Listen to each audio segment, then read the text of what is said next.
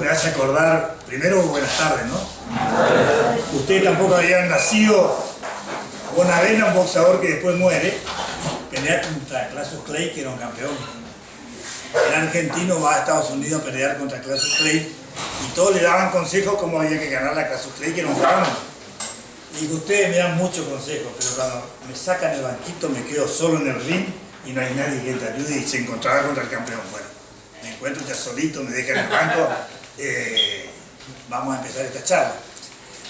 La verdad que cuando me llamó esta mañana me había dicho por Facebook, le dije sí, no tengo problema, charlamos un poco, le pregunto, ¿querés que vinculemos con el tema productivo? Me dice, no, cargarle de ideas, proceso de la deuda externa, historia de la deuda externa, qué pasó en la Argentina, si siempre nos pasó lo mismo o esto es un hecho excepcional, si hay una línea histórica que algo nos pasa a los argentinos que ocurre recurrentemente, ¿por qué cada 10 años tenemos crisis? Preguntas que rápidamente esta mañana me hacían. Y yo había dado una charla en un comité y había dado algunas ideas de cómo podíamos ejercer una defensa en este tema, ¿no? Que ahora lo vamos a ver.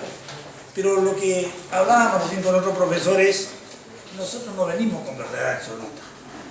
Un profesor, cuando habla, tiene más obligación de ser medianamente neutral, dar las distintas versiones, no cargarle como yo soy un político, usted le dijo bien, vengo de la dirigencia radical, soy un radical Frank Sinatra a mi manera, tengo algunas diferencias con algunos, pero lo que quiero decirles es, tengo un emplazamiento político, tenemos una historia, un compromiso, un partido que respondemos, con defectos, con virtudes, desde ese emplazamiento lo voy a hablar, para que ustedes no tomen lo que yo les digo como verdad revelada, que no tiene por qué ser, sino, como bien dijo el profesor, una categoría de análisis donde le tiene que servir a ustedes para provocar una idea, lo que le interesa estudia, profundiza, o si no dicen no me gusta lo que dijo, no es cierto, no coincido. Hay muchos prejuicios, romper prejuicios, dijo Einstein, es fabulosamente difícil, es más fácil romper un átomo que un prejuicio. Entonces en este tema hay mucho prejuicio. Pero rápidamente tengo que decir que el tema de la deuda externa no es nuevo en la Argentina. Prácticamente la deuda externa en la Argentina, si podemos poner una fecha así, Argentina tal cual nosotros llamamos, comienza en el año 1824. Y figúrense ustedes que en 1826 tenemos al Cabildo, en 1816 tenemos la independencia en Tucumán. Quiere decir que a los 8 años empezaron los niveles de endeudamiento. Todavía no éramos las Argentinas tal cual nosotros conocemos hoy, tan es así que el que se nos endeuda es el que tenía la representación de las provincias, que era la hermana mayor Buenos Aires, con Rivadavia, que tenía la representación y hace el primer empréstito, no en Estados Unidos porque no tenían liderazgo internacional, sino van a tener la historia que es Inglaterra, donde aparece la Baring Brothers, o Baring Brothers, que era el banco de ese momento, después era Rothschild, después eran los distintos momentos, pero en ese momento la Baring Brothers era el banco central, diríamos, importantísimo que tenía Inglaterra. Y ahí ya vamos a empezar a ver, Rivadavia, un hombre del puerto, pide un crédito. Supuestamente el crédito era para hacer el puerto de Buenos Aires, supuestamente para hacer toda la parte de saneamiento, cloacas, inversiones, sobre todo en la ciudad de Buenos Aires, pagar algunas deudas que venían preexistentes de alguna provincia, que era la provincia de Buenos Aires. Pero la historia que a nosotros nos interesa rápidamente, porque yo le voy a hacer Bambi, es que toma un crédito de 1 millón de libras esterlinas. Para eso siempre hay que formar una comisión y gente que tenga vinculaciones con el país de origen, de Inglaterra. Entonces Robert Parkinson y todo un equipo de argentinos y ingleses naturalizados toman la comisión. Sale una ley, la ley dice, como no te dan la plata en efectivo, sino es en bono, ya vamos a empezar a ver bono, y había que hacer la cotización en bolsa, por las dudas la ley pone prevención y dice, de cada 100 pesos que nos presten, no nos pueden prestar menos de 70 pesos reales, hasta bajo la par 70 pesos. Va esta de comisión, la comisión logra conseguir que bajo la par sea 85, pero a la Argentina, llamémosle Argentina, le llega a 70 porque cobran comisiones, la Baring Brothers, la comisión esta que se cobraron ese 15% de diferencia para ellos. Se pagaron 2 años de intereses adelantados se pagaron gastos administrativos y como no quedó claro si no tenían que dar en efectivo la libra esterlina en ese momento, empezaron a mandar lo que se llama papeles que negociaban los comerciantes ingleses que estaban radicados en Buenos Aires y eran los que luego, de hacer otro canje bajo la par, entregaban. ¿Cuánto recibió la Argentina? 500.000 libras esterlinas. Pero firmamos por 1 millón. Esto está en todos los libros documentados, esto sí que no es, esto es versión oficial, esto no es ideología, esto es lo que ocurre. Así comienza la primera deuda externa. Y rápidamente, si quieren anotar, la Argentina tuvo 5 defaults en la historia argentina. Llamémosle de 1829, que vamos a ver, a 2001. 5 defaults, si quieren llamar 5 defaults y medio, después discutimos qué pasa ahora, pero 5 defaults para hablar así confirmadamente de 1829 al 2001. El primer default se produce cuando muere Dorrego en la provincia de Buenos Aires, que era el que venía a imponer el federalismo en la Argentina. Asume Rosas el poder en 1829 y Rosas en 1829 declara el primer default porque no se podía pagar los créditos de la Baring Brothers. Este es el primer default. Después, para pegar un salto así rápido para después hacer los análisis de la deuda, nos encontramos que el segundo default es en 1890. Es realmente cuando se termina de pagar el crédito de la Baring Brothers de 1824, que generó un default en 1829, se termina de pagar con Juárez Selman, Carlos Pellegrini en 1890. Pero ustedes dirán, ¿qué pasó en 1890? Les quiero reflexionar rápidamente con ustedes. ¿Saben lo que pasó en 1890? Para después ir entendiendo los símiles de las crisis políticas que va teniendo Argentina y para que entendamos por qué vinculación tiene deuda externa, crisis política, crisis de balanza de pago, el no tener los dólares para poder pagar y poder sostener la política en términos de sociedad. Y ahí nos vamos a dar qué pasa en 1890. En 1890, ustedes van a recordar rápidamente, ahora cuando le digo estaba el unicato de Juárez Selman, Carlos Pellegrini vicepresidente, hay toda una organización que se llama Unión Cívica, empiezan a prepararse un grupo de jóvenes de distintos partidos políticos, aparece Leandro Alem, aparece Mitre enojado con Roca, entonces hay una ruptura en el sistema conservador argentino donde Roca conducía el sistema con su pariente Juárez Selman, Mitre, que queda fuera del juego, acompaña a Alem a eso que se llamó la Unión Cívica y aparece lo que se llama la Revolución del Parque el 26 de julio de 1890, que hace pocos días hubo un homenaje. Y ustedes se dan cuenta por qué nace la Unión Cívica y con qué fortaleza nace. Aparece porque existe una crisis de balanza de pago, que era la crisis que nosotros estábamos hablando, el efecto diferido, de no poder pagar, tener imposibilidad de pago al exterior, no tener los dólares, tener deuda, tener déficits en el mercado. Y pasó una cosa, aparece el primer personaje que se llamó, para que ustedes después recuerden la historia y digan, ¿qué paralelismo, che? Aparece el caballo de esa época, porque apareció la primera convertibilidad y lo que explotó en 1890 fue la convertibilidad, la primera convertibilidad en la Argentina. Una correlación de peso-oro, donde no había todo el sistema, como ustedes ven, en 2001 pasó en 1890. Y ahí, en ese contexto político, nace estos jóvenes de la Unión Cívica en el 1890 y como dicen todos los libros de ciencia política, ustedes se preguntan, ¿qué hacía Alem con Mitre si éramos tan intransigentes y una cosa tan distinta? Pero esto ya no tiene nada que ver con lo que quiere explicar la política. La revolución, dicen cualquier libro de ciencia política, nunca se hace una revolución si no hay parte de lo viejo que se convierte y se asocia a lo nuevo. Y Mitre era lo que hace científicamente esta prueba. Parte de lo viejo, parte del régimen, del roquismo, de la estructura de la generación del 80, hace la revolución con Mitre, con Alem, pero les pasa que se quedan en el camino. ¿Qué pasa? La primera pelea, negocian en mitad de camino con Roca, negocian, hacen su fórmula propia y ahí aparece el 26 de junio de 1891 la creación de la Unión Cívica Radical, tal cual conocemos como Partido Moderno. Y ahí se produce una cosa que, si bien no tiene nada que ver con la deuda, es importante que ustedes lo tengan claro, es en esa revolución del 90 que están los jóvenes, que hay un default, por eso estamos hablando de eso, nacen 4 partidos políticos del siglo XX. Es decir, los jóvenes que conforman esa Unión Cívica van a ser 4 partidos políticos que van a tener algún nivel de gravitación en el principio del siglo XX. porque ahí estuvo el fundador del socialismo, estuvo Lisandro de la Torre, demócrata progresista, estuvo Irigoyen y estuvo Alem, del radicalismo, y así se van conformando los partidos políticos del siglo XX. Pero fíjense la importancia. Pero la historia que quiero ver fue posible por la voluntad política de esos jóvenes, pero había unas condiciones objetivas que era la gran crisis económica, la crisis internacional, la ruptura de la convertibilidad, lo que explicó esa irrupción que se pudo decir, la revolución perdió pero el gobierno estaba muerto.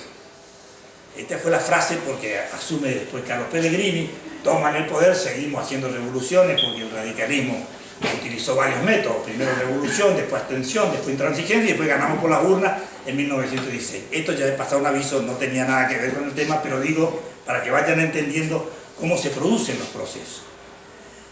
Tenemos un tema que en la época de Irigoyen, en el 16, que asume en el 16, en el medio está Alvear, y terminamos el 6 de septiembre del 30 por el primer golpe de Estado, que ustedes van a ver esos sistemas cívico-militares, cuando decíamos 50 años de golpe de Estado cívico-militar, es el 30 de 1983, que aparece la bisagra con el doctor Alfonsín. Esos 50 años con Uriburu empieza la ruptura, porque nosotros habíamos bajado la deuda, prácticamente no teníamos deuda con Irigoyen.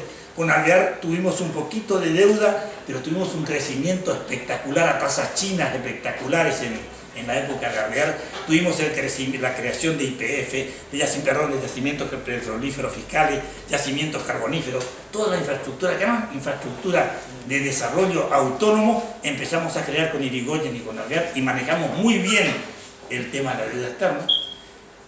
Rápidamente le quiero pegar un salto para después analizar el tema del que estamos hablando. El otro default que tenemos es en la época de la crisis del 30. Y ustedes recuerdan que la crisis del 30 fue mundial. La crisis del 30, default tuvo Estados Unidos. Y quiero contarles que default es un término que no inventó la Argentina. Nosotros tuvimos 5 default, dijimos. Bueno, quiero contarles que Alemania tuvo más de 100 default. Es cierto que ustedes me pueden decir, pero tiene más historia y más largo, ¿sí? Pero tuvo 100 default. España tuvo más de 200 default. Inglaterra tuvo miles de default. Estados Unidos tuvo default, sí, tuvo default. Tuvo default cuando, por ejemplo, en la Guerra de Secesión, que fue en 1860, cuando definen los procesos de definir si los algodoneros del sur triunfaban o triunfaban el industrialismo en el norte, gana el norte y niegan la deuda de la secesión porque decían que era un tema injusto, el tema de la esclavitud, niegan la deuda externa y no hubo ningún problema. Y en la crisis del 30, que la gran crisis la tiene Estados Unidos con una gran recesión espectacular, ahí ustedes van a acordarse una cosa porque quiero que vean qué respuestas dan ellos cuando tienen crisis, por eso estamos tratando de cargar de caja de herramientas todo este esquema. ¿Cuál es la respuesta que da? Y ahí estaba en el 30 Hoover de presidente. Hoover era un hombre liberal, republicano, y quiso dar la respuesta de López Murphy, digo así para que me entiendan por símil. No hay que cuidar el gasto público, hay que equilibrar las cuentas, no importa la recesión, el Banco Central tiene que cuidar su reserva, todo un sistema de ajustar, y cuando se dieron cuenta estaban perdiendo las elecciones y Estados Unidos estaba en una hiperrecesión espectacular. Tuvo que venir Roosevelt, que gana después del 30, lo que se llamó el New Deal, el nuevo programa. El nuevo programa plantea todo un cambio estructural porque ahí entra lo que se llama, el New Deal viene con la teoría keynesiana. Keynes de Inglaterra, pero había establecido una teoría muy buena que servía bien para Inglaterra, pero que después se expande, que es que cuando hay recesión es como una bomba seca, a veces hay que mojarla un poquito para que funcione, y una vez que se tira el agua funciona bien y se normaliza totalmente. Hay una etapa donde hay que romper la teoría de mercado, hay que romper la teoría de que el Estado no interviene, sino realmente si hay que poner financiación aunque no se tenga, porque hay que sobar la bomba para que funcione y salga agua. Entonces, digo esto para que metáfora y nos entendamos cuál era la teoría que había que poner, generar empleo, si era necesario hacer pozos, tapar pero generar empleo, digo este era el concepto, la filosofía para que se entienda, pero había que tener empleo porque había que tener consumo, porque si no había consumo no había industria, es decir, crear un círculo virtuoso. Esta fue la teoría keynesiana y larga parte un montón de no pago, y larga una cosa que esto está muy oculto, diríamos, en lo popular. confiscación de todo el oro disponible entre los particulares, incluido empresas extranjeras dentro de Estados Unidos. Y esto se hizo. Entonces, porque ¿a dónde quiero llegar yo? Le voy dejando ya que lo pactado debe cumplirse. Nosotros tenemos en el subconsciente que lo pactado debe cumplirse. ¿Y para qué firmaste? Y si firmaste tenés que cumplir. Y jorobaste si firmaste. Digo, ¿vieron ese concepto privado que uno tiene de la vida para jugarle sobre todo a los otros? Somos muy severos. Si firmaste, pagá. Y si hiciste 10 veces más, jorobaste, tenés que pagar. Ese es el concepto que te van vendiendo. Porque yo quiero contarles es que esas cosas no son de casualidad. El poder en cualquier mundo, en cualquier lugar, para que se sostenga, tiene que generar, no la verdad, tiene que generar verdades permanentes, porque el poder no se puede sostener con armas todo el tiempo, tiene que generarse con consenso de las víctimas o las futuras víctimas, de los damnificados o de la sociedad, como quieran llamarles.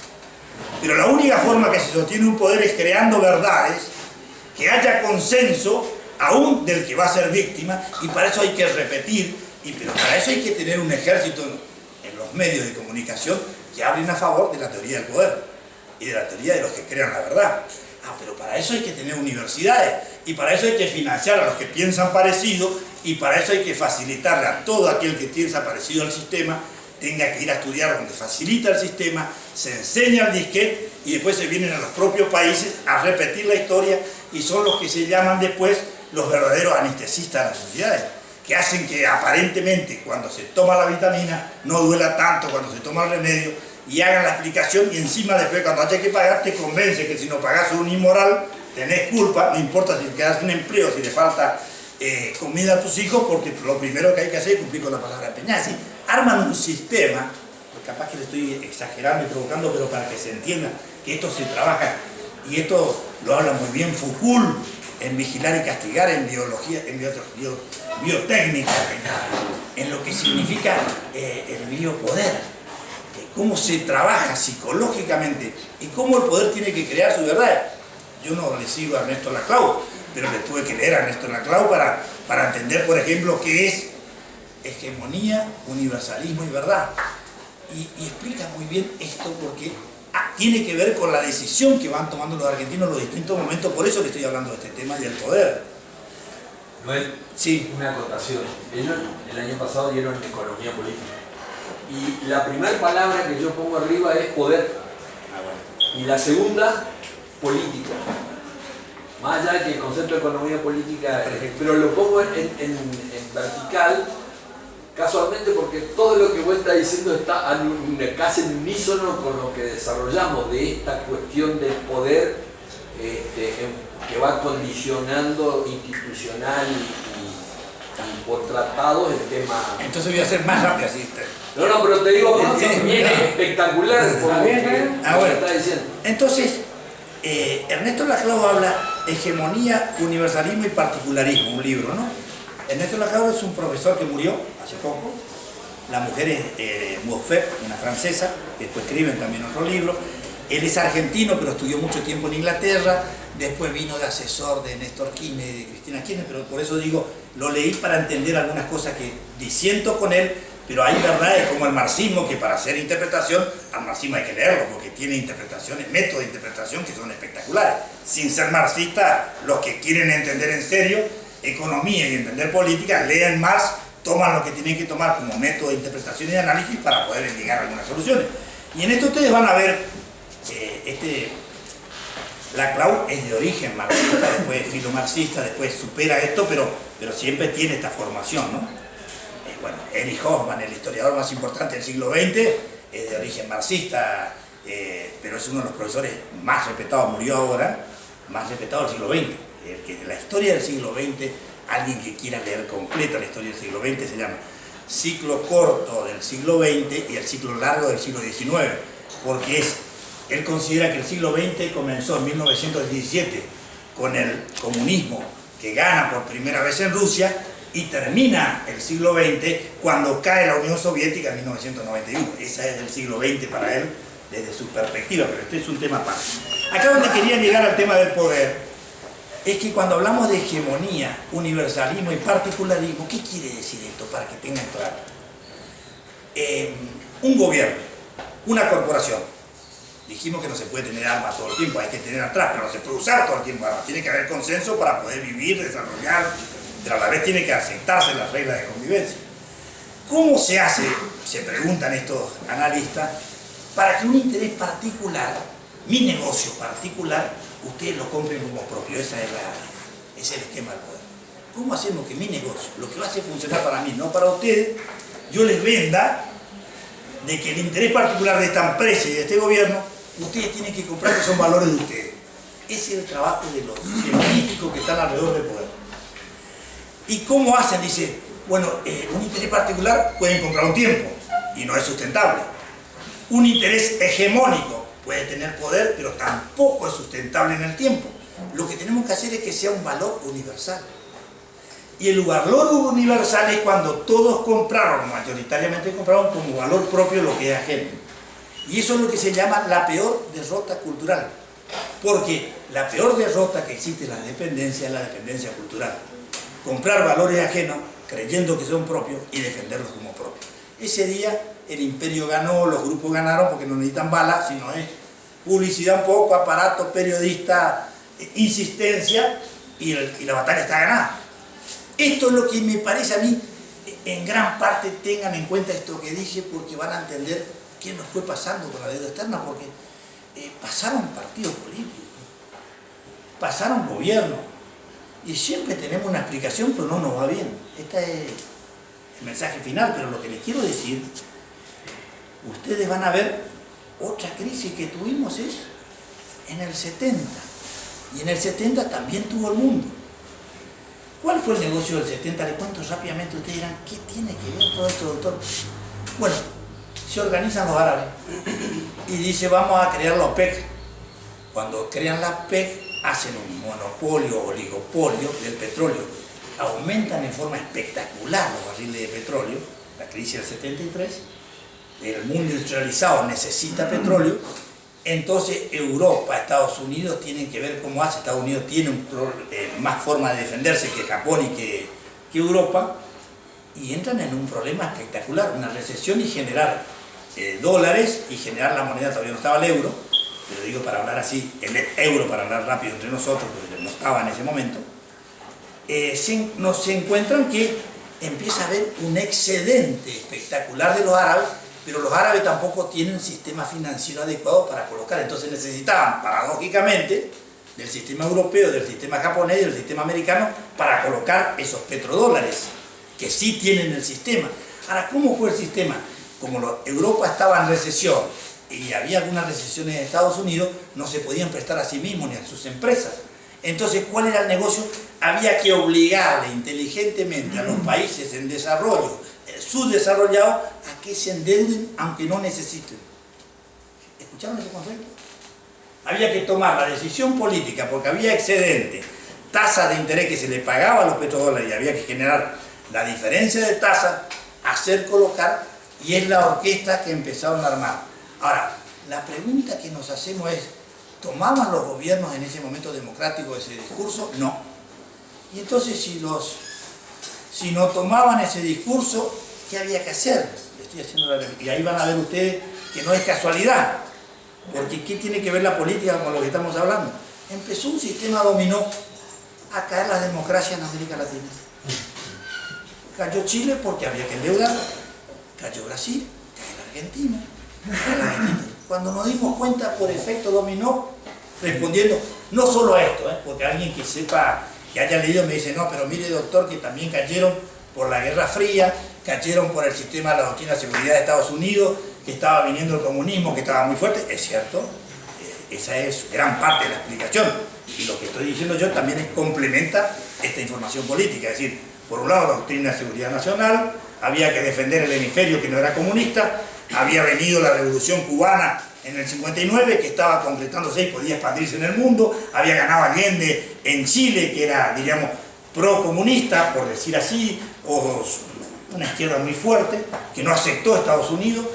Esto de los petrodólares va complementando, ahí vienen las dictaduras, y ahí vamos a hacer rápido un análisis argentino para no mezclarnos. El modelo argentino de 1976, aparece un personaje otra vez muy parecido a Cavallo, Martínez II. Digo para que se acuerden. El primer personaje, que no me acuerdo, en 1890, ahora hay un ministro de Economía, que si no me equivoco, se llama García. ¿Era Pinedo? No, Pinedo fue en el 30. En el 30 y pico, que crea el Banco Central Socialista. Pero bueno, lo que quiero decir es, yo lo que le voy dando marco de referencia para que vayamos entendiendo, y aparece en el 76 un sistema que es perfecto.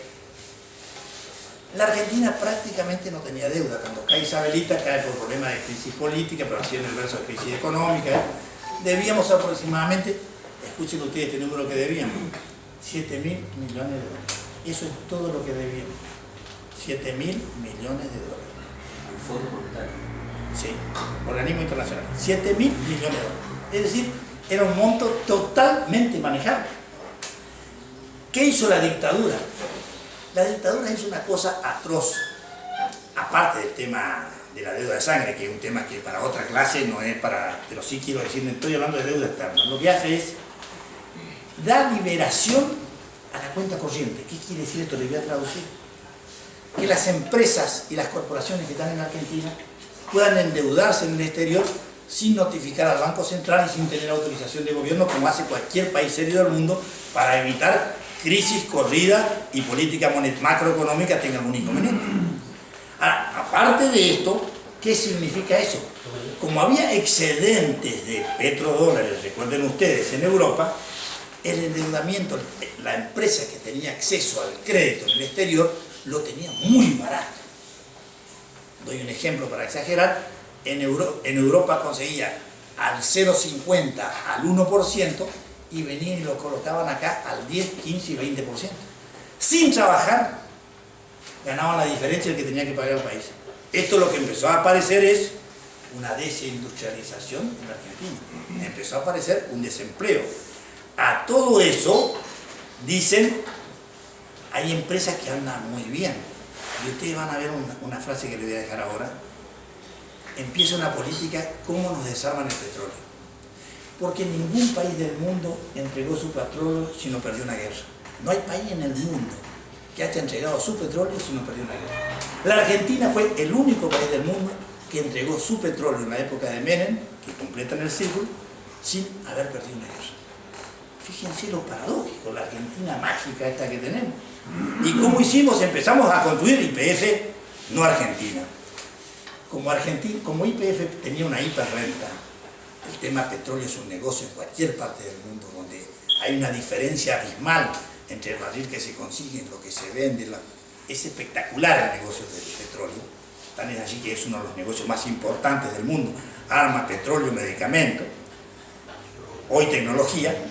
Nos encontramos que dicen hay que endeudar YPF. YPF tiene que ser garante, escuchen esto, el endeudamiento no es para que YPF reciba plata. YPF tiene que ser el garante que endeudamos YPF y es para otra cosa la plata, para dar subsidio a las corporaciones, a las empresas. Entonces YPF empieza a sobreendeudarse y después va a aparecer hiperendeudada YPF y en un momento dado se va a hacer, con la época de Menem, decir, che, hay que privatizar esto, que este negocio no es rentable. Pero lo armaron ese negocio, esto es lo que quiero que entiendan, un negocio hiperrentable, utilizaron como pretexto, sirvió de garante y usaron la plata para otra cosa. Y rápidamente, para no hacerlo tan largo el proceso del 76 al 83, Cavallo aparece en 1982 presidente del Banco Central. ¿Qué resolución toma Cavallo? Fíjense cómo van armando los negocios, así se van a dar cuenta. El gran endeudamiento argentino no era del Estado. El gran endeudamiento argentino era de las empresas amigas del Estado. Ahí aparece la riqueza de Techín, van a empezar a ver los crecimientos espectaculares de grupos económicos muy importantes en la Argentina. El gran endeudamiento era del sector privado concentrado en la Argentina. ¿Y saben qué ocurrió? No fue poco. Una resolución del Banco Central en 1982, antes de entregar el poder, estatiza y nacionaliza toda la deuda para que paguemos los argentinos, la deuda del sector privado de un grupo concentrado de la Argentina. Esto quiero que me entiendan, chicos, para que entiendan lo que estamos viviendo. No es un acto aislado, por eso hablamos de proceso, por eso hablamos de poder, por eso hablamos de anestesia, por eso los periodistas de ese momento hablan el mismo discurso que los periodistas de hoy, Por eso los políticos que endeudaron son los que hablan que hay que pagar. ¿Ustedes no vieron que los que endeudaron son los primeros que dicen que hay que pagar si no da vergüenza? Mírenle, estudien algunos si se detienen. A ver, ¿quién endeudó y quién dice que hay que pagar? ¿Quién hace esto? Y es científico el tema. Yo digo, ¿a qué hay detrás de esto? Porque a todo el mundo hay que mirar a qué interés responde.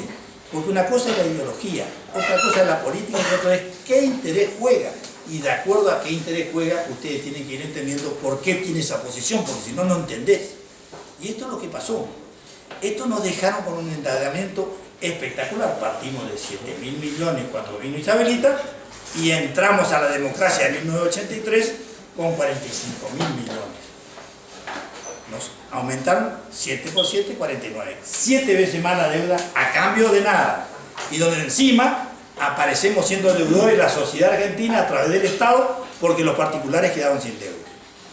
¿Qué negocio? En 1983 asume la democracia y empezamos con 3 problemas centrales que voy a tratar de pasar rápido para que se entienda el tema.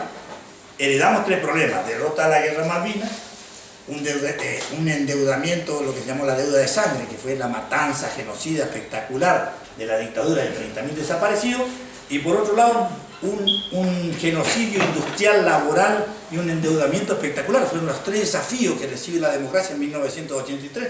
Por eso que el doctor Alfonsín dice, al mismo tiempo que tenemos que resolver los temas, tenemos que crear los instrumentos, porque estábamos desarmados, se nos había diezmado la clase política, no había experiencia, 50 años cívico-militar, no hubo continuidad, no hubo formación de cuadros, era una cosa dificilísima. Armar una democracia y había que jugar a la Junta de Comandantes, que es un tema que me encanta, el tema de derechos humanos, pero este momento no es para hablar de eso, no quiero desviarme del tema. Tuvo todo un esfuerzo que resolver y Alfonsín le dio mucha importancia al tema de la deuda de sangre, que ustedes conocen la historia, la Junta de Comandantes, toda la historia. Después verán los retrocesos que tuvo la democracia. Y 6 meses santos tiene que irse Alfonsín, porque Alfonsín, ¿qué trató de hacer? Que es lo importante. A veces se fracasa, pero lo importante no es lo mismo la actitud de alguien, y esto es lo que deben valorarse muchas veces, no en él, sino en general. Una cosa es tener una actitud de dignidad, y decir, esto no me gusta, no quiero, no puedo. Otra cosa es decir, bueno, ante la imposibilidad, estado de necesidad, me veo forzado a hacer tal cosa. Es una explicación. Ahora, lo que no se explicaba es que los bomberos voluntarios de entrada digan dónde hay que firmar en blanco a los organismos internacionales. Esta es la actitud imperdonable de muchos argentinos que tienen tinta y firma autorizada. Esta fue la actitud del argentino. El doctor Alfonsín con Griscom, les voy a recordar, trató de armar lo que dijo: si los acreedores están organizados con el BID, con el Banco Mundial, con el Fondo Monetario, y tienen una organización central, los deudores tenemos que organizarnos. Y eso es lo que se llamó el grupo Contadora, que era organizarse para que los deudores puedan tener en un pie de igualdad, pelear condiciones. ¿Sabe cuánto duró eso? 16 días. Porque Brasil defeccionó y dijo que yo negocio aparte. Entonces empezó como sistema dominó a no entrar y se rompió el sistema. Pero eso fueron la teoría del poder que ustedes ven, empezó a funcionar, desilusionó Brasil y se frustró esa posibilidad. Y lo que van a ver es, esto me cuesta decir, pero ahí aparece en el radicalismo Daniel Mar. ¿Y quién es Daniel Mar? Ustedes por televisión le van a escuchar ahora a Daniel Mar decir que hay que pagar. Fue uno de los padres de la deuda, del endeudamiento de la democracia. Digo, con dolor. ¿Y quién es Daniel Mar? Se disfraza de argentino. Es un hombre de las consultoras internacionales. Es un hombre que tiene oficina en Estados Unidos. Es un hombre que es de ellos, es decir, de ellos viviendo acá. Entonces, es muy difícil trabajar cuando vos sos policía y ladrón al mismo tiempo. Esto, o sé policía o sé ladrón, pero policía y ladrón no funciona el negocio que vos trabajes doble, porque a nosotros nos dejan en estado de indefensión. Y empezaron a inventar bonos, títulos, papeles. Y la verdad es que cuando nos dimos cuenta, terminamos con lo que ustedes conocen, la hiperinflación 6 meses antes, tuvimos que irnos al gobierno. Esto podemos hacer una explicación muy buena a todo lo que el logro de Alfonsín, porque esta gran la figura de Alfonsín, pero esto no quiere decir que todo lo que hicimos bien. Cuando cuadriculamos el problema, en esto tuvimos serios problemas. Digo para que, si no, no sería honesto intelectualmente hablar de la deuda externa y saltear al radicalismo, si no tengo que decirle, pero la mayoría de la deuda del radicalismo es lo que se llama el efecto inercial que tiene una deuda una vez que tomó un volumen y escala. ¿Qué quiere decir esto? Cuando toma una deuda de 45.000 millones y usted empieza a tener imposibilidad de pago, que recauda menos y necesita incorporar nueva deuda para poder sostener el sistema, cuando se da cuenta naturalmente se va creciendo la pelota. ¿Y cuál era la explicación cuando yo les preguntaba, che, Lorenzo, pero digo yo como cualquiera de los que estábamos ahí cerca, pero yo veo que esta deuda no es sustentable, se agranda la pelota y esto en el tiempo tiene que tener un día.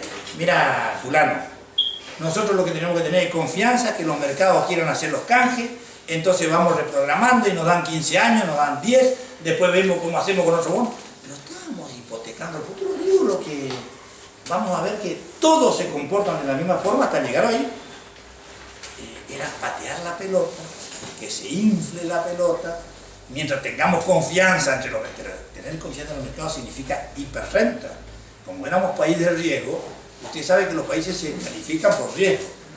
Entonces, si se califican por riesgo Estados Unidos tiene un riesgo 0,01, Suiza tiene un riesgo 0,0, la Argentina con la inflación que tiene, la imposibilidad de tal cosa, te toman 5 parámetros, no, la Argentina ya parte de lo que se llama la tasa LIBOR en Inglaterra, ese es el piso y te empiezan a poner intereses para arriba. Entonces, no, la Argentina tiene el riesgo de 1000 y 1000 cada 100 equivale a un punto. Entonces, la tasa LIBOR, que supóngase 3.50, más 10 puntos más por el riesgo país. Por eso que en un momento dado los liberales decían, tenemos que evitar el riesgo país, y ellos no inventaban el riesgo país, pero no, hacían entrar al riesgo país, pero si no, el riesgo país lo que te hace es pagar una hipertasa espectacular. En esos niveles se dan cuenta usted, tener 13 puntos de tasa de interés a nivel internacional, cuando el dólar tenía una deuda, un interés del 1 o el 2%, en 5 años se te duplica la deuda. Es acumulativo, es una cosa espectacular. Y esto es lo que nos fue pasando a los argentinos. A los argentinos sufrimos, construyen unos pocos estos problemas. Esto es lo paradójico y lo que a veces delegitiman los partidos políticos. Por eso es que ustedes van a ver hoy que más que de partido político hoy se habla de democracia de candidatos. Pero no es una originalidad argentina. En todo el mundo civilizado, en Europa, hoy los partidos políticos están muy arrinconados. Hoy es democracia de candidatos. Y la verdad que democracia de candidatos es democracia sin responsabilidad. Porque alguien se equivoca, se va a su casa, no hay responsabilidad, no hay historia, no hay compromiso, no hay cuadro político. Lo mejor de un sistema, y así funcionan los sistemas cuando uno lee Sartori, todos los italianos estos que escriben espectacularmente, se van a dar cuenta que la verdadera democracia es la democracia de partidos políticos, que tiene responsabilidad, que tiene historia, que puede cumplir, que es castigada si no cumple, que puede volver, pero se va creando un sistema con seriedad. Y la verdad que todas estas economías y estos fracasos nos fueron creando este problema. Pero yo quiero llegar a la época de Menem para entender qué nos pasó también. Y en la época de Menem se viene con la historia de hay que pagar la deuda, pero no tenemos. Entonces viene Kissinger y lo que se llama la Trilateral Commission, que son los grupos económicos de Estados Unidos junto con Europa. Hay que pagar la deuda con activos sociales. ¿Qué quiere decir esto? No tienen plata, tienen que entregarnos los bienes acumulados sociales. YPF, teléfono, aerolínea, 40 empresas. Proceso de privatización masivo a velocidad intensa porque ustedes no tienen condiciones. Y ahí se dictan dos leyes espectaculares que consigue Menem, que se llamaba sujeto a privatización, que después ya se dictaba el decreto, un dictamen de la Comisión Bicameral, una ley madre marco que había autorizado, y iba la privatización. Ahora, ¿cómo se privatizó? ¿Qué tiene que ver con la deuda? Le cuento. Vinculan deuda y privatización, por eso estoy hablando de esto. Le doy un ejemplo. Se privatiza Entel. Y entonces dice, ¿cómo cotizamos? Una experiencia. Los ingleses tenían bastante experiencia en el proceso de privatización. Algo habían privatizado en Inglaterra, pero en nombre del interés general, no como hicimos nosotros, ¿no? Y entonces, el planteo que y aparte ellos tenían acciones doradas, se llaman. Acciones doradas es el Estado, aunque tenga minoría en cualquier paquete accionario, tiene derecho a veto. Se llaman acciones. Obviamente que acciones doradas en la Argentina con derecho a veto, eso no existe para ustedes, su desarrollo. Ahora, ¿cómo nos hacen el sistema? Les cuento un ejemplo para que entiendan, turístico. Vamos a privatizar Entel. Entel, ¿cómo lo valorizamos a Entel? Porque tenía una deuda espectacular. Ah, no, la deuda, tenemos que crear un ente residual de Entel. En el ente residual de Entel tiene que quedar todo el problema laboral y tiene que quedar toda la deuda que tiene Entel. A la empresa hay que entregarla limpia de deuda y el proceso de privatización tiene que ser limpio. Entonces ya no fue quedando la deuda. ¿Van anotando? Se entrega la deuda a un ente residual del Estado, se entrega listo y se empieza a hacer la cosa. ¿Y cómo evaluamos esta empresa? Inventar una teoría, es una teoría que existe, flujo de caja descontada, que quiere decir que potencialmente puede ingresar por año en esta empresa en un término de 15 años, esto es lo que vale la empresa. Digo así rápidamente explicado. Y el tema tarifa, en base a esto que van a recibir por año, más la inversión que hacen original, le agregan, como estábamos en la convertibilidad, dice, y no, en Argentina no había inflación, prácticamente casi había deflación, menos de cero. Nos agregan un articulito que dice, y será la tarifa en dólares y adicionada a la inflación que tenga Estados Unidos todos los años. Y Estados Unidos sí tenía inflación 1%, 2%, lo que pasa es que en 2 años equivale a un 30% más acumulativo. Parece inocente la cláusula, y por ahí tuvo un poquito más, hasta ellos nos meten adentro. Ahora, ¿cómo nos pagan? Y acá van a ver ya, como nosotros estábamos con crisis y imposibilidad de pago, los bonos en Nueva York y en las cotizaciones valían 15-18% del valor nominal. ¿Qué quiere decir? Nosotros debíamos 100, pero como había posibilidad de no pago, no teníamos capacidad de pago, estábamos con un problema, las empresas que iban a hacer consiguen que en las cláusulas de los convenios diga que se pueda pagar con bonos argentinos a valor nominal. Entonces, ¿qué quiere decir esto? Ellos fueron al mercado de acciones y de bonos, compraron y pusieron 15 pesos y recibían 100. ¿Se entiende? Y vinieron a la Argentina y nos achicaron la deuda, que era el discurso. Nos achicaron la deuda nominalmente. Y ahí tenemos dos efectos espectaculares.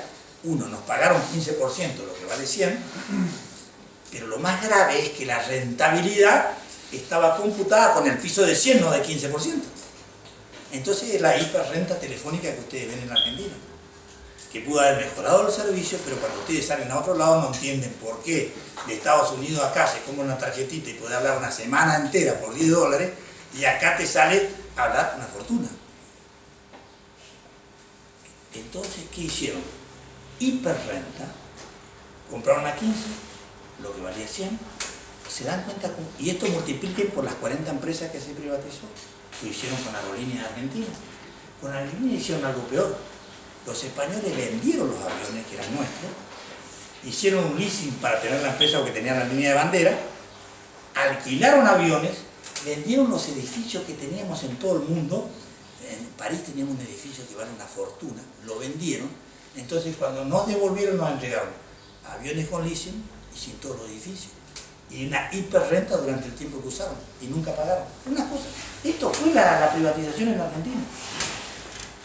Y esta fue la época de Menem, y donde aumentamos la deuda en forma espectacular.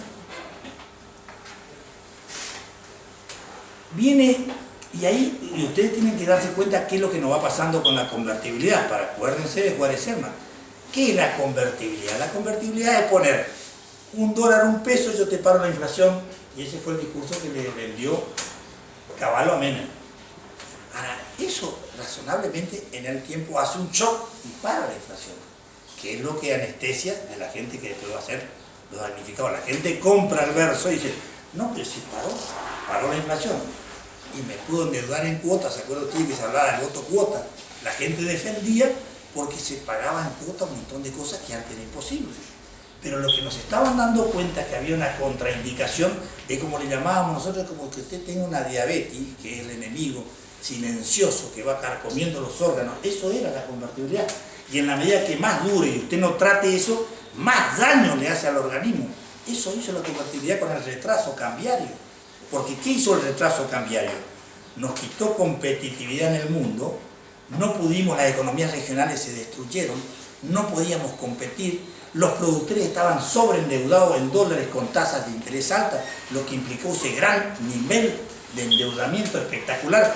Recuerda usted el peligro de remate que tenía Banco Nación con mayoría de los productores en Argentina y los distintos bancos.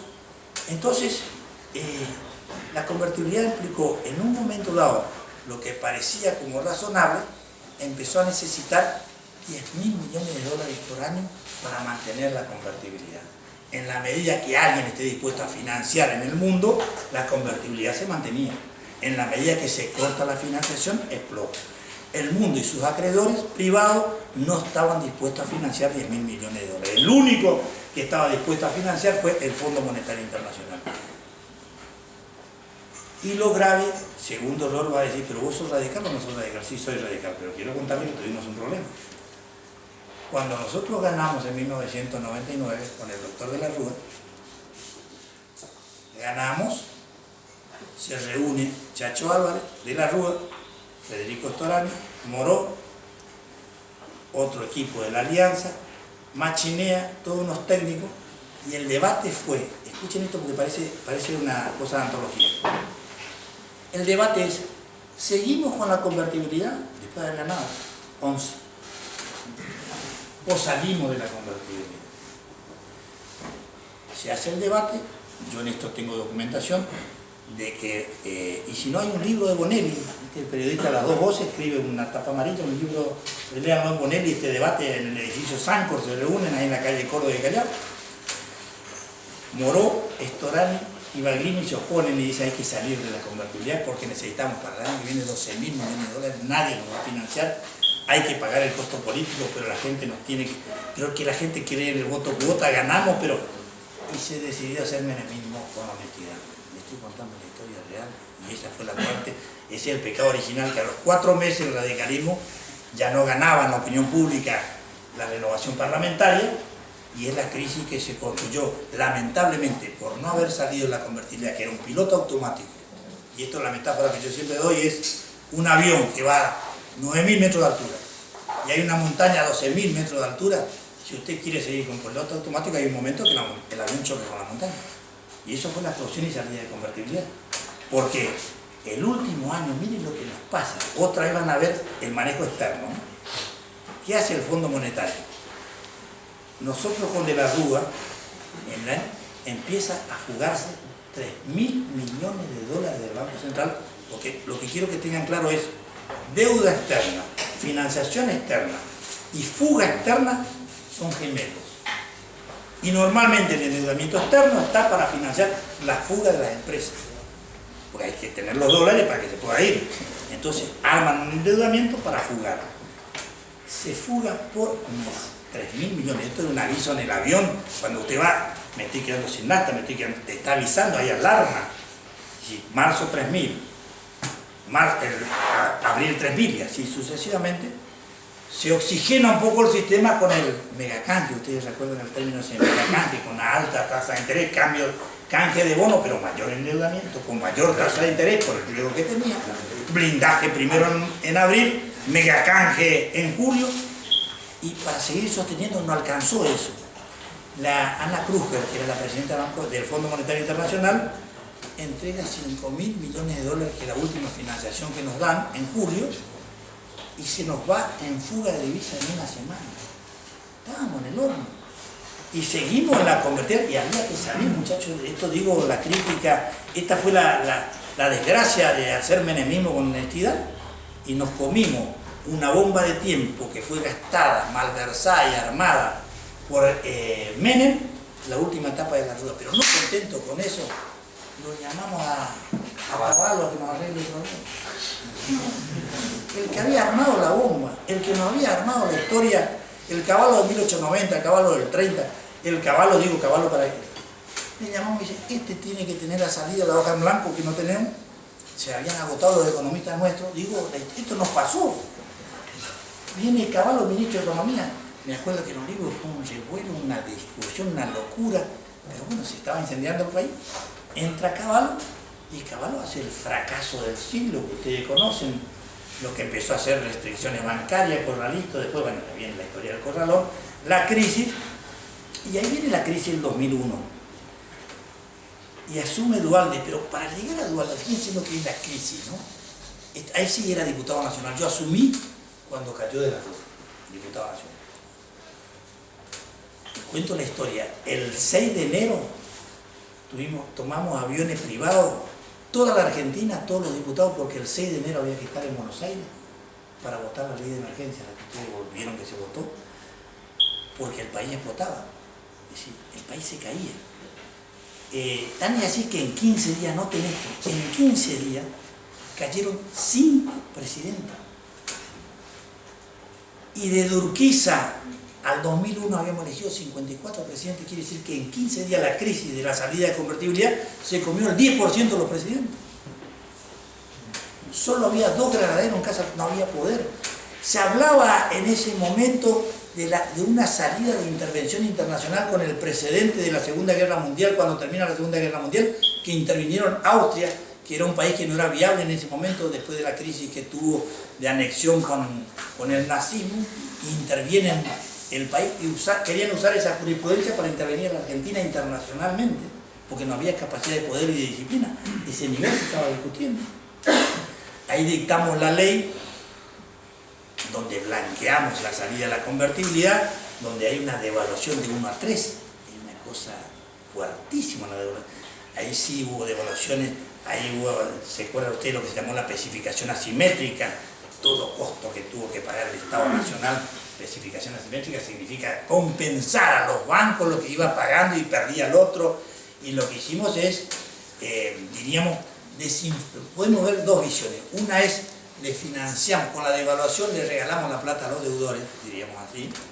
Y otro te diría, no, como a los deudores le inflaron artificialmente la cuenta, lo que hicieron es desinflar y poner la deuda en legitimidad que estaba. Son las 2 visiones, las 2 caras que uno puede mirar, pero realmente al Estado, más allá del discurso, la legitimidad de los deudores argentinos, la deuda se achicó en una forma espectacular. El grupo Clarín se benefició de una forma, estaban endeudados en dólares, había comprado todos los cables del país, que andaba comprando $1.000 por usuario, multiplico, debía 1.500 millones de dólares, solo en eso, una deuda de 3.000 millones de dólares, una devaluación 3 a 1 pasó a deber 1.000 en vez de 3.000. Y así las empresas, pero toda esa fiesta paga el pueblo argentino. Entonces, el efecto de evaluación hizo que la deuda se aumente, porque si había especificación asimétrica, había que compensar bancos, había que compensar, lo que había que analizar es cómo hacemos para achicar la deuda, que es la tesis que aparece en La Baña. La Baña en esto es un aporte que hace el doctor Alfonsín, muy amigo de Alfonsín, embajador en Bruselas, donde tenía una muy buena vinculación, un economista serio. Lo trae Nielsen, que en ese momento era bueno, porque ahora las declaraciones no me gustan, pero en ese momento era el que manejó, el secretario de Finanzas, diríamos, y el ministro de Economía, La Baña. La dupla es la que maneja la ley Cerrojo, el canje de deuda, y dice, no tenemos posibilidad de pago, son 100.000 millones, en ese momento debíamos 160.000 millones de dólares. Pero teníamos un PBI de 100.000 millones de dólares. Y esto es una relación que siempre se hace, no importa si ustedes toman dimensión de una cosa o de otra, pero se hace una relación. ¿Cuánto debes de deuda respecto a tu PBI? Nosotros estábamos debiendo 160%. Normalmente un país con problemas como Italia, y eso que tiene capacidad industrial, debe 1 a 1. Es decir, debe su PBI. Estados Unidos debe su PBI, pero tiene ejército y emite dólares para todo el mundo. Es diferente, ¿eh? Nosotros, si nos quedamos sin dólares, explotamos. Recuerden siempre, ese es el problema que tenemos. Y hay crisis política. Es totalmente diferente. Entonces, normalmente, un país con algún equilibrio tiene que deber 30% de su PBI, para tener una idea, 30, 40%. Deber 160 estábamos en el horno. Y aparte, se había aumentado la deuda por efecto de la devaluación. Entonces, en definitiva, el planteo era legítimo de hacer, dice, vamos a achicar. Pero los organismos internacionales le dicen aquí, no, mira, nosotros somos acreedores privilegiados. No dice en ningún lado, pero políticamente le dicen, a mí, achique de deuda al 65%, que le quería hacer los acreedores particulares, no. Al Fondo Monetario, vos no le hacés ningún toque. Le debés $1, paga $1. Al Banco Mundial, $1. Al BID, $1. Entonces Kirchner dijo, a los organismos internacionales no se le hace la quita. Y ahí sacamos entonces 60.000 millones de dólares entre eso y deudas que tenían las provincias con organismos internacionales. Y sí, agarramos el universo de los acreedores privados, que fue 100.000 millones de dólares. Hicimos la quita. La verdad que cuando se empieza a hacer la reestructuración soberana de deuda, como se llama técnicamente, cuando se pone un cronograma, empieza muy eufórico el gobierno con la baña, y se dan cuenta que cuando está por vencer, que le quedaba una semana, porque tenía que ser voluntario el canje para que sea válido, solo había entrado el 45% de los acreedores. Para que pueda ser razonablemente tenía que estar más del 60%, porque si no, política y legítimamente no era viable ni se podía invocar una reestructuración soberana. Llaman al radicalismo y dicen, palabras más, palabras menos, necesitamos una ley en 24 horas, muchachos, se nos cae el país. Ya era interés general, no era un problema de gobierno, si se te cae el país, y esto era cierto. Entonces se dicta la famosa ley Cerrojo en el 2004. La ley Cerrojo implicaba que los que entran al canje, los que entran al canje se benefician, los que no entran al canje quedan afuera y no entran nunca más. Digo así, traducido para que nos entendamos. Después ellos firman la cláusula Rufo, y eso ya el gobierno, y firman la delegación, que es lo que se venía haciendo normalmente, es decir, no son originales de nada aquí, Si la delegación de jurisdicción en Nueva York es lo que se hacía en todos los bonos y cotizaciones, firman esto, se produce gracias a la ley Cerrojo, entra al 72%. Y en el 2010 tienen que volver abrir el canje, porque hay un sector importante, y ahí es donde, por eso se habla hoy de que el canje era el 92,4%, de cada 100 acreedores, digamos, en términos de plata, entró el 92,4%, un éxito. Para que se entienda, una quiebra, un concurso privado que entre el 60% garantiza el éxito de un acuerdo. Esto entró el 92,4% de una reestructuración. Quedó 7% afuera. Y ahí es donde el grupo Singer, NML, que ahora estamos viendo, hay varios grupos que compran en Nueva York a 48 millones de dólares, compran la deuda argentina una parte, pero los 48 que ponen es lo que se le convierte hoy en 1.500 millones de dólares, con intereses, diferencia, cotización. Y eso en cualquier parte del mundo debe ser usura, ¿no? Ir de 48, una especulación, es tener información, es tener manejo de información no programada. Ustedes están escuchando que ahora se está queriendo denunciar la SEP, que es el símil de la Bolsa de Comercio Argentina, por algún tipo de estas maniobras que normalmente se hacen estas denuncias, y aparece un enriquecimiento espectacular. Y entonces, la pregunta es, si esta fue la historia argentina, nos podemos poner todo, yo creo que el Evangelio, y en esto no estoy haciendo ni un discurso, no tengo nada que ver con Kirchner, yo creo que Cristina Kirchner ya perdió, lo digo realmente, tiene la agonía del año que viene, no, esta es mi opinión personal, es lo que yo creo, así que cualquier cosa que yo esté diciendo no soy funcional a esto, sino soy funcional al sacrificio o menos sacrificio que tienen que tener los argentinos para adelante. Esta es la exposición que estamos haciendo, lo que estamos hablando en todos lados. Y entonces en esto no hay neutrales, en esto no nos podemos hacer distraídos, porque el Evangelio dice bien, cuando está Magdalena, que tire la primera piedra, el que está libre de pecado. Y en esto la verdad, con sus más y con sus menos, nadie podemos tirar la piedra en términos de responsabilidad política, no en términos personales, como partidos, estructuras políticas, como organizaciones, o algunos porque se beneficiaron y se enriquecieron, y otros porque tomaron decisiones equivocadas. Entonces, me parece que cuando tenemos un problema tenemos que parar la pelota y ver qué solución tenemos y tiramos parejo. Esto es sentido común.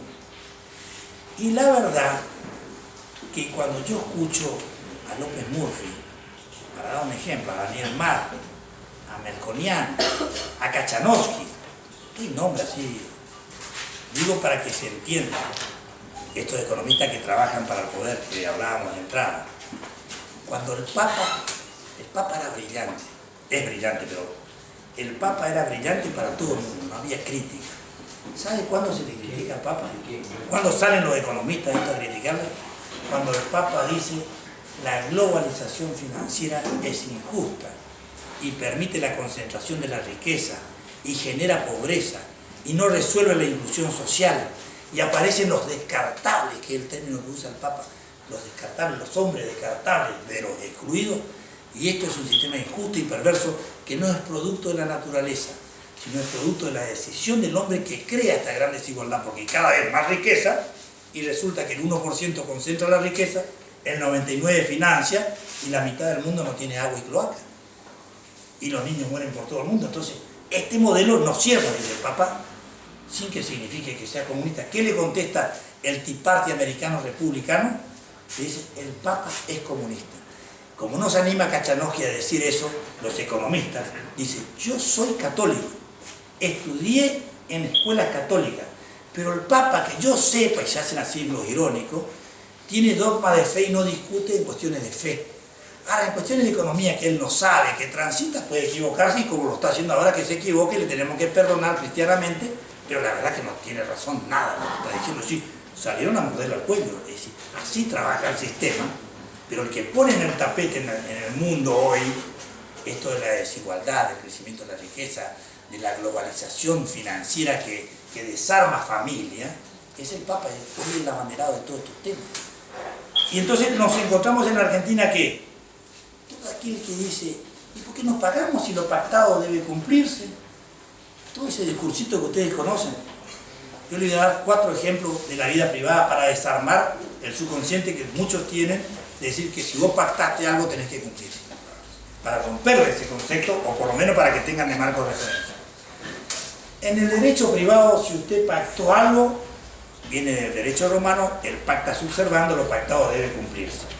Pero también viene del derecho romano un concepto en latín que se llama rebus sic stantibus. Y usted dirá, ¿qué quiere decir esto? Quiere decir, salvo que las condiciones objetivas hayan cambiado y evidentemente alguien no se enriquezca con ese cambio de condiciones objetivas que las partes no quisieron ni entendieron en el momento de firmar un contrato. Ya en el derecho romano. Pero si esto fue jurisprudencia, después los franceses que arman toda la doctrina muy bien de la teoría de la imprevisión, entonces si aparece la teoría de la imprevisión y hay un cambio espectacular de escenario económico, usted no tiene por qué pagar lo que no corresponde, porque va a tener el acreedor un enriquecimiento sin causa y usted va a tener un empobrecimiento de causa porque le vendieron el verso que lo pactado debe cumplirse. Le doy otro argumento, es el artículo 1198 del Código Civil. Artículo 954 del Código Civil. Si usted tiene una viejita que tiene una casita y vale, a valor de hoy, $50.000. La viejita está enferma, no entiende bien, pero está normal, tiene alguna debilidad, y le pagan $5.000 en vez de $50.000. ¿Prevé algunas, lo pactado debe cumplirse? ¿O ahí hay lo que se llama lesión subjetiva? Bueno, este es un instituto que se introdujo en la Argentina a través de la reforma Borda, en el 954, cuando las prestaciones son evidentemente desproporcionadas y uno con conocimiento, aprovechándose la debilidad del otro, saca una ventaja sin explicación, usted puede invocar la lesión subjetiva. Después tener el 1071, que es el abuso del derecho, ejercicio abusivo del derecho innecesariamente, aunque usted tenga derecho, pero crea una situación de abuso innecesario, también puede invocar. Y después la reforma introduce lo que se llama, el juez está facultado a manejar lo que se llama el principio de equidad. Si un crédito es onerosamente espectacular, porque usted pacta un punitorio creyendo que 30 días paga, puede estar en mora 30 días, el 1% diario en alquiler, una pensión, al 1% diario en 2 años que no pagó, el valor de la casa. Eso no es evidentemente, y usted tiene que tener una defensa. Entonces el juez tiene el principio, usted puede invocar la equidad, puede invocar el abuso del derecho, y los intereses reduce automáticamente el juez en una forma espectacular. Hay fallos de la Corte pacífico, no estoy hablando de discurso y de teoría. Entonces, si usted en la vida privada le enseña, cuando razona, que lo pactado debe cumplirse siempre y cuando no cambien las condiciones, siempre y cuando no se haya abusado, siempre y cuando no viole la moral y las buenas costumbres conforme al artículo 953, la pregunta es, si estamos en el derecho público, ¿Qué diferencia hay entre derecho público y derecho privado? En derecho público y privado, que hablamos de estos cambios, rige en plenitud la autonomía de la voluntad. Es decir, las partes son las leyes. El artículo 1197, las convenciones forman para las partes una regla que deben someterse como la ley misma. Es decir, siempre y cuando no vayan contra límites que el derecho marca. Ahora, el derecho público, el derecho administrativo es otra cosa. El derecho administrativo, tal cual nuestra concepción, viene del derecho francés. Post-revolución, se crean después de la Revolución Francesa el Consejo de Estado francés y viene toda la teoría alemana y toda la teoría francesa donde tiene el Estado prerrogativas porque hay interés general y porque está en juego la sociedad. Entonces hay valores que superan el análisis privado y el análisis liberal. Y si hay derecho público, como hay en cualquier parte del mundo, el derecho público tiene que defender orden público, tiene que defender intereses públicos. Y esto pone un límite. Y ahí entonces, en este tema, ¿por qué estamos hablando de esto? Porque si bien es cierta que nuestra Constitución Nacional, el artículo 116, dice que no se puede delegar la jurisdicción, pero la jurisprudencia, la doctrina, hizo una interpretación amplia, la necesidad económica, el endeudamiento, el poder, hizo una doctrina que sí se puede delegar, porque el artículo 116 habla de concepto más amplio, hace todo un discursito para explicar por qué podemos delegar a Nueva York. Pero lo que está fuera de discusión es que usted cuando delega la jurisdicción no delega el control último si se viola el orden público por una sentencia delegada en el exterior. Esa es una reserva que tiene un país. Controlar si esa sentencia que usted delegó viola el orden público nacional, su ordenamiento jurídico. ¿Por qué? Porque esta es la clave. La clave es que esto es preexistente al juez que dicta el fallo. La clave es preexistente que es anterior al principio al acreedor que se endeuda. Sabe que tiene el riesgo de que una sentencia viole el ordenamiento, el orden público y no pase el control. Ahora, esto que estoy hablando yo, ¿es una teoría o es una verdad? Le traigo un fallo a la Corte. La última palabra argentina. Pero no un fallo del siglo pasado, un fallo del siglo XX. Le traigo un fallo del siglo XXI. Un fallo del año 2014. Un fallo del 6 de marzo del 2014. Un fallo que controló el orden público del juez Griesa. En otro juicio. Y el fondo buitre era Clarent Corporation. Contra Estado Nacional Argentino, delegación de jurisdicción, compró los bonos, ejecutó en Nueva York, terminó de ejecutar en Nueva York y vino a la Argentina a hacer lo que se llama el exequatur, que es la habilitación para ejecutar dentro de la Argentina porque tenía que embargar bienes dentro de la Argentina. Ahí va a venir después una discusioncita, pero este tema quiero que lo vayan, no son abogados, pero quiero que la agarren a ver si agarran a uno. Entonces, la ley argentina dice, el Código Procesal Civil de la Nación, que es el que rige para hacer el procedimiento, establece un inciso, que le voy a leer, pero yo le digo primero, pero le voy a leer después para que no es mentira, esto no estamos hablando en el aire. El inciso 4 del artículo 517 dice que podrá ejecutarse una sentencia delegada extranjera siempre y cuando no viole el orden público y el ordenamiento jurídico. Y el inciso 5 dice, y si la Corte Suprema tuviera como precedente una cosa distinta que dictó el juez extranjero, no será válida la sentencia extranjera. Si encuentro rápido, porque no tengo PowerPoint, pero le voy a leer, me interesa leerle. Pero para que vean que no es que discurso. Sentencia de tribunales extranjeros, laudo de tribunales de arbitraje extranjeros. Conversión en título ejecutivo. Hay que convertirlo en título ejecutivo esa sentencia. Miren lo que dice el inciso 4. Que la sentencia no afecte los principios de orden público del derecho argentino. Si no, no se le da bien. Lo que le dije recién. Y el artículo 5, que la sentencia no sea incompatible con otro pronunciamiento con anterioridad o simultáneamente por un tribunal argentino. Entonces tenemos esta arma de 100% de garantía cuando vengan a embargarnos dentro de la Argentina. 100% de garantía. Yo tengo una teoría plus que es así nacen las teorías, se forzan. Hasta ahora no mandé a todos lados. No. Yo tengo la teoría que adentro de la Argentina, esto tenemos que tener claro, el fallo, les leo porque ustedes van a decir, no, no está, esto es hoy, no sé si me entienden, la página 5, punto 8, les leo para que el fundamento de la Corte Suprema, que no es el fondo Singer, sino el que le hablé yo de marzo, pero él lo parece. Que en ese contexto y sobre la base de fundamento que esta Corte comparte y hace suyo en el referido dictamen de la señora Procuradora General, se llega a la conclusión que el exequatur pretendido por Clare Corporation no satisface el requisito previsto en el inciso 4 del artículo 517, que es no satisface porque viola el orden público, ¿sí?, del Código Procesal. Pretensión del accionante, fíjese, la pretensión del accionante, es decir, del acreedor, implicaría convalidar que a través de una acción individual que se cortó solo, promovida ante un tribunal extranjero, eluda el proceso de reestructuración de deuda pública dispuesto por el Estado argentino, mediante las normas de emergencia dictadas por las autoridades competentes de acuerdo con lo establecido por la Constitución Nacional. Fíjese la posición que tiene la Corte Suprema, dice, Clare Corporation, que hoy sería NNL Singer, violó el orden público porque se quiso cortar solo, tuvo la posibilidad de entrar voluntariamente y usted no me puede con un fallo que por más que yo delegué en la jurisdicción, venir a complicarme una reestructuración soberana de deuda de la Argentina donde me pone en peligro 100.000 millones de dólares, donde me aplica la cláusula Rufus, que si yo pago tengo que reconocerle 65.000 millones a los que ya me hicieron la quita porque tienen que cobrar iguales a los nuevos que me obliga a pagar el 100%, y le tengo que pagar 1.500 millones de dólares a Singer y le tengo que pagar 13.500 millones a los otros que todavía no me hicieron juicio pero que van a seguir la jurisprudencia de Singer.